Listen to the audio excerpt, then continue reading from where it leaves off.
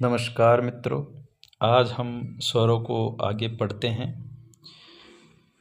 संरचना के आधार पर जो स्वर है वो दो प्रकार के होते हैं। पहला मूल स्वर और दूसरा संधि स्वर। पहला हम मूल स्वर की परिभाषा देखते हैं। तो जिन स्वरों के बिना अन्य स्वरों की रचना नहीं की जा सकती, उनका निर्माण नहीं किया जा सकता, उन्हें मूल स्वर कहते हैं। जैसे ए, ई, उ और री। संधि स्वर दो प्रकार के होते हैं, दीर्घ स्वर और संयुक्त स्वर। दीर्घ स्वर सजातीय स्वरों से निर्मित स्वर दीर्घ स्वर कहलाते हैं। जैसे आ, ई, उ, ये समान स्वरों से बनते हैं। संयुक्त स्वर विजातीय स्वरों के योग से बने हैं, इन्हें संयुक्त स्वर कहते हैं।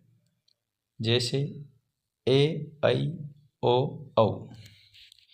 जिह्वा के आधार पर हम इसका तीसरा भेद पढ़ते हैं स्वरों का। ये तीन प्रकार के होते हैं जिह्वा के आधार पर। पहला है अग्रस्वर, जिन स्वरों के बोलते समय जीभ का अगला भाग सक्रिय रहता है, अग्रीय स्वर कहलाते हैं। अग्रस्वर 5 है, री, ई, ए, ऐ। मध्य स्वर, जिस स्वर के उच्चारण करते समय जीभ का मध्य भाग दबाव महसूस करता है, मध्य स्वर कहलाता है। जैसे एक ही है नोट। मध्य स्वर को उदासीन या शांत स्वर भी कहते हैं। तो जैसा कि हमने देखा कि मध्य स्वर सिर्फ एक है। अगला है पश्च स्वर, जिन स्वरों के उच्चारण में जीभ का पिछला भाग सक्रिय रहता है, पश्च स्वर कहलाते हैं। जैसे आ, उ, ओ, औ। मित्रों, आगे देखते हैं चौथा भेद, ओष्ठाकृति के आधार पर स्वर। और ओष्ठाकृति के आधार पर स्वर दो प्रकार के होते हैं, वृत्ताकार स्वर और अवृत्ताकार स्वर। वृत्ताकार स्वर की परिभाषा देखते हैं। वे स्वर जिनका उच्चारण करते समय ओष्ठों की आकृति गोल वृत्त के समान बन जाती है, उन्हें वृत्ताकार स्वर कहते हैं। जैसे उ, ओ, औ। वृत्ताकार जो स्वर है उनको गोलाकार वर्ण भी कहते हैं। मित्रों, हम अब अगले भेद को देखते हैं, अवृत्ताकार स्वर। और इसकी परिभाषा, वे स्वर जिनका उच्चारण करते समय ओष्ठों की आकृति आयत के समान फैल जाती है, उन्हें अवृत्ताकार स्वर कहते हैं। अवृत्ताकार स्वर जैसे ए, आ, ई, ऐ। अवृत्ताकार स्वरों को आयताकार वर्ण भी कहते हैं। पांचवा भेद देखते हैं स्वरों का।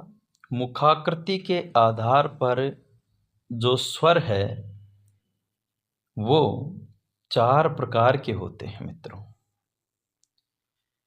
4 प्रकार कौन कौन से हैं, तो प्रकार देख लेते हैं इसके। पहला है संवृत स्वर, दूसरा है विवृत स्वर, तीसरा है अर्धसंवृत और चौथा है अर्धविवृत। ये 4 भेद हैं, संवृत स्वर, अर्धसंवृत स्वर, विवृत स्वर और अर्धविवृत स्वर। मित्रों, हम सबसे पहले भेद को देखते हैं, संवृत स्वर। संवृत का शाब्दिक अर्थ है बंद होना, अर्थात वे स्वर जिनका उच्चारण करते समय हमारा मुख लगभग बंद सा रहता है, उन्हें संवृत स्वर कहते हैं। जैसे ई, उ, री। अगला भेद विवृत स्वर। विवृत का शाब्दिक अर्थ है खुलना, अर्थात वह स्वर जिसका उच्चारण करते समय हमारा जो मुख है वह पूर्ण रूप से खुल जाता है, उन्हें विव्रत स्वर कहते हैं। विव्रत स्वर कौन कौन से हैं? तो एक ही है, आ। बच्चों, आ बोलते समय हमारा मुख पूरा खुलता है। तीसरा भेद देखते हैं, अर्धविव्रत। जिन स्वरों का उच्चारण करते समय मुख आधा खुलता है एवं जीभ की नोक ऊपर की ओर उठी रहती है, उसे अर्धविव्रत स्वर कहते हैं। जैसे ए, आई, औ। अगला, अर्धसंवृत स्वर। जिन स्वरों का उच्चारण करते समय मुख आधा बंद रहता है एवं जीभ की नोक नीचे की ओर झुकी रहती है, अर्धसंवृत स्वर कहलाते हैं। अर्धसंवृत स्वर कौन कौन से हैं? तो दो हैं, ए और ओ।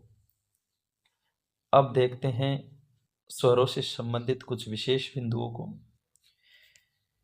तो दोस्तों, उच्चारण स्थान के आधार पर भी स्वरों के कुछ भेद माने गए। अब उच्चारण स्थान के आधार पर स्वरों के कौन से भेद है? तो पहला जो भेद है वो कंठे हैं। कंठे से आशय हैं कि हमारे कंठ से, कंठ की झंकार से जो स्वर बनते हैं उन्हें कंठे स्वर कहते हैं। जैसे ए, आ। दूसरा है तालव्य स्वर, अर्थात वे स्वर जिनका उच्चारण करते समय हमारी जीभ मुख के अंदर तालु को स्पर्श करती है, और ये दो हैं, ई, ई। तीसरा है मूर्धन्य स्वर। जिन स्वरों का उच्चारण करते समय जीभ मूर्धा, मसूड़ों के पास जो खुरदरा हिस्सा है उसे स्पर्श करती है, उसे मूर्धन्य स्वर कहते हैं। और एक है री। चौथा है ओष्ठा, ओष्ठ होठों से उच्चारित स्वर, और वो दो हैं, उ, ऊ। पांचवा है कंठ तालव्य। मित्रों, ये कंठ और तालु दोनों से उच्चारित होते हैं, इसलिए इन्हें कंठ तालव्य स्वर कहते हैं। और ये भी दो ही है, ए, आई। छठा कंठोष्ठ, अर्थात कंठ और ओष्ठ दोनों से जिन स्वरों का उच्चारण होता है उन्हें कंठोष्ठ कहते हैं। ये भी दो हैं, ओ और औ। अब नोट, ए, आई, ओ, औ। ये ऐसे स्वर है जिनका उच्चारण स्थान दो जगह है, दो जगह से उच्चारित होते हैं ये वर्ण। ठीक है। अब हम आगे देखते हैं कि जो दूसरा बिंदु है विशेष, स्वरों में अनुनासिकता प्रकट करने के लिए मित्रों चंद्र बिंदु का प्रयोग किया जाता है। चंद्र बिंदु तो आप जानते होंगे कि एक चंद्र कटोरे नुमा आकृति और उसके ऊपर बिंदी लगी रहती है। तो चंद्र बिंदु का प्रयोग किया जाता है स्वरों में अनुनासिकता प्रकट करने के लिए। और ये जो चंद्र बिंदु है, इस चंद्र बिंदु का प्रयोग हम दो प्रकार से करते हैं। कैसे? तीसरे बिंदु में देखते हैं हम, अगर शिरोरेखा के ऊपर कोई मात्रा हो तो सिर्फ बिंदु का प्रयोग करेंगे। जैसे ईंट, रातों रात, व्यंजनों आदि। और मित्रों, अगर शिरोरेखा के ऊपर कोई मात्रा नहीं है तो पूर्ण चंद्र बिंदु का प्रयोग करेंगे, पूर्ण चंद्र बिंदु का प्रयोग करेंगे। ठीक है। जैसे दांत, आंख, हंसी आदि। देखा हमने मित्रों, अगर मान लो शिरोरेखा के ऊपर मात्रा है तो सिर्फ बिंदु, और मात्रा नहीं है तो पूर्ण चंद्र बिंदु का प्रयोग किया जाता है।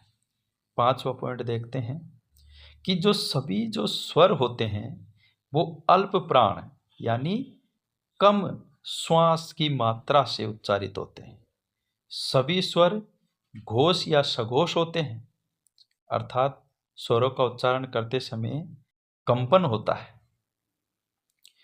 मित्रों, अब हम ये व्यंजन पढ़ेंगे। स्वर हमारे समाप्त हो चुके हैं। व्यंजन की परिभाषा देख लेते हैं।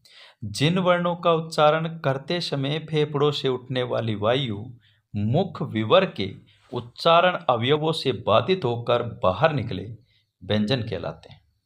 अर्थात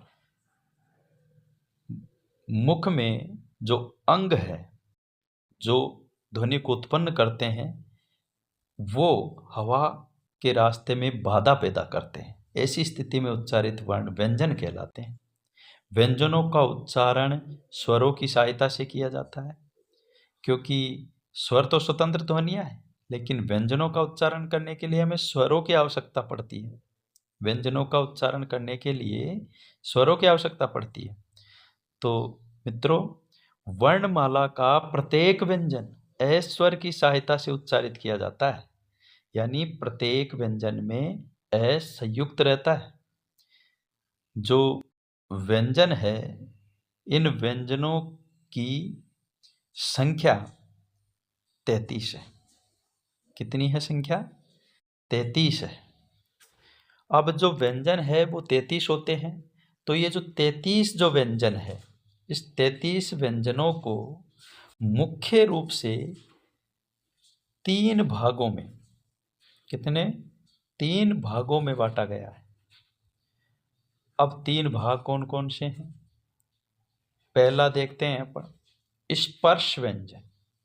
स्पर्श व्यंजन का मतलब ये है कि वे व्यंजन जो किसी न किसी मुख अवयव से प्रभावित हवा के साथ उच्चारित होते हैं। अर्थात हवा किसी न किसी मुख के अवयव को स्पर्श करती है, स्पर्श व्यंजन कहलाते हैं। स्पर्श जो व्यंजन है उनकी संख्या 25 होती है। ये वर्गीय व्यंजन है और प्रत्येक वर्ग में 5-5 वर्ण होते हैं। तो इनको हम देखते हैं। क, च, ट, त व प 5 वर्ग है। अब प्रत्येक 5 वर्ण देखते हैं अपन। क, ख, ग, घ अंग, च, छ, ज, झ इय, ट, ठ, ड, ढ अण, त, थ, द, ध न, प, फ, ब, भ म। अब आगे हम देखते हैं अंतस्थ व्यंजनों को। तो अंतस्थ व्यंजन इसका दूसरा भाग है और अंतस्थ व्यंजनों की संख्या मित्रों 4 है। य, र, ल, व। और 4 है अपने उष्म व्यंजन। उष्म व्यंजन कौन कौन से हैं? तो तीनों से स है। तो 4 अपने उष्म व्यंजन है। मित्रों, हमने आज वर्ण विचार का महत्वपूर्ण भाग पढ़ा। वर्ण विचार का जो स्वर वाला टॉपिक है वह पूरा हो चुका है। व्यंजन वाला टॉपिक हम शुरू कर चुके हैं, लेकिन व्यंजनों के जो वर्गीकरण है वो हम पढ़ेंगे अगले भाग में। आपको ये वीडियो कैसा लगा? आप अपनी राय कमेंट में बताएं। चैनल को सब्सक्राइब करें। धन्यवाद मित्रों।